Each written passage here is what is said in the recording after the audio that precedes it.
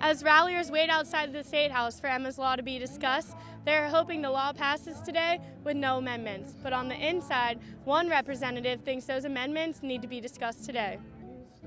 With summer approaching and more people getting out on the water, rescue teams have already had 20 calls this season for help and are expecting more. So it's important for all teams involved in rescues to get as much training as they can get. As the women leave the walking in heels to the men, many of the men understand that it's a small sacrifice compared to what many of these women have gone through. Another historic step for college sports, as members of Northwestern's University football team will vote tomorrow on whether they want to form a workers' union, a true battle of offense versus defense. And hopefully for the Gamecocks, the saying, "Good pitching beats good hitting," will prove true. Not only will the Eisenhower tree be missing, but so will Tiger Woods.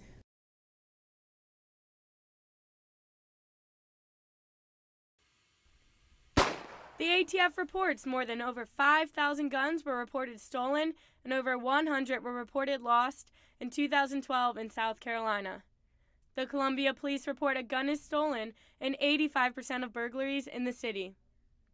It's just becoming a problem with criminals being able to get a hold of them and then sell them on the black market. That black market is allowing more criminals to get their hands on guns. But private gun owners can help. Number one, always know where your firearm is at all times. And number two is record the information from your firearm, such as the make, model, serial number, and caliber.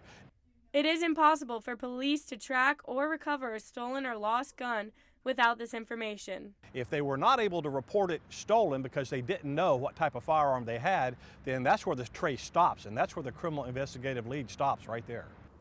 Both police and the ATF say a main cause in stolen gun cases is irresponsible gun owners who don't keep their guns secure.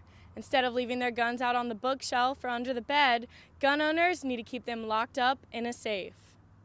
Well, the issue is that owners, they're not doing the right things. They're maybe not keeping up with their serial number. They're not keeping their information in safe places. They're maybe not locking their guns up where they should be. One Columbia gun owner is aware of the importance of keeping his guns in a safe place.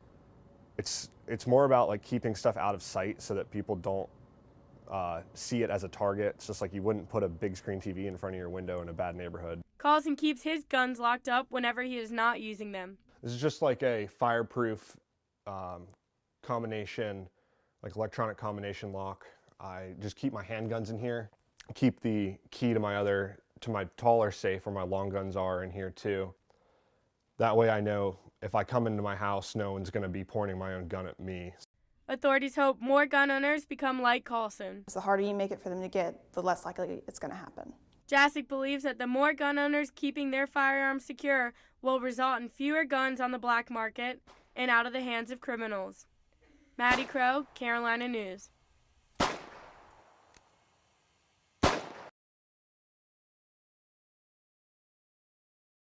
To get eye contact with him? I imagine they have. Crews from the Columbia Fire Department and Lexington County Sheriff's Department are preparing for the worst-case scenarios this afternoon. The two departments, along with others, are teaming up for water rescue training on the Saluda River. Most people only hear about water rescues when searches are done on bridge jumpers, but those aren't the usual rescues. Our real at-risk calls that we run are more of recreational users out on the water. Many local paddlers assisted with the training, playing the role of victims and rescuers, since they know the water better than anyone else. Paddler Andy Grizzle says he has rescued his fair share of people in real-life situations when he's been out on his kayak. A lot of times we're the first on the scene, or we're able to diffuse it before something major happens like what we're practicing today. With summer approaching and more people getting out on the water, rescue teams have already had 20 calls this season for help and are expecting more. So it's important for all teams involved in rescues to get as much training as they can get. Both Cruzen and Grizzle say the best way to stay out of danger is to know the water conditions. The main thing we want people to do is to be confident in the water, especially the Saluda. It's a very dynamic river that changes water flows throughout the day. The best thing to do is to do research before you go out. If you're a first-time river user, check the internet, look for water levels. The agencies practiced rescues at 3 different locations today to be ready for different types of scenarios. Mattie Crow, Carolina News.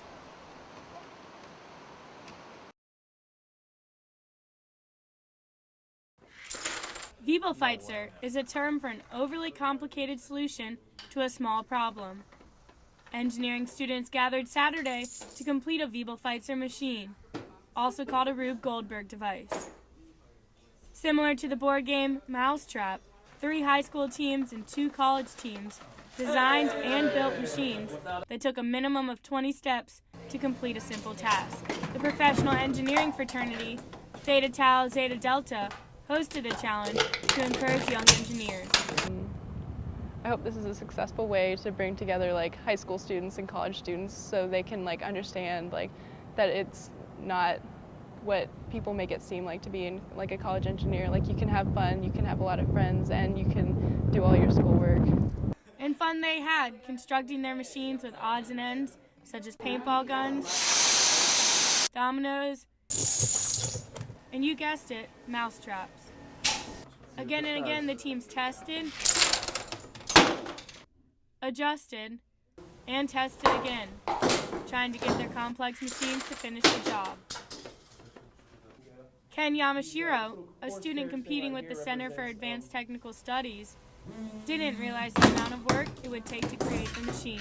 Thought, such a simple machine, we could just spontaneously make it, but it's the opposite way around. Students hadn't been planning for weeks, some for months, yet none of the machines ran without at least one flaw, proving just how difficult it is to design a machine that uses the most complex processes to complete the simplest tasks. Mattie Crow, Carolina News.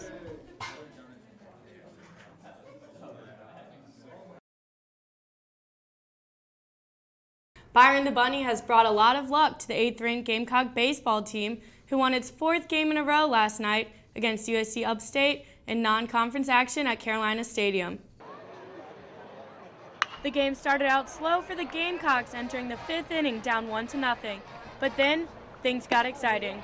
After a pair of walks to Tanner English and Marcus Mooney, the Gamecocks attempted a double steal, but English was called out at 3rd.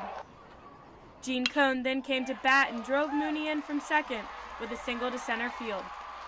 Joey Pancake and Kyle Martin then came to plate with back-to-back singles, leaving the bases loaded, and a walk to Grayson Griner brought in another run, making the score 2-1. With the bases still loaded, crowd favorite Patrick Harrington's pop-up fly was dropped by Upstate's 3rd baseman, allowing 2 more runs to score, giving the Gamecocks a 4-1 lead. The Gamecocks went on to win the game 6-1 and improved to 32-10 on the year.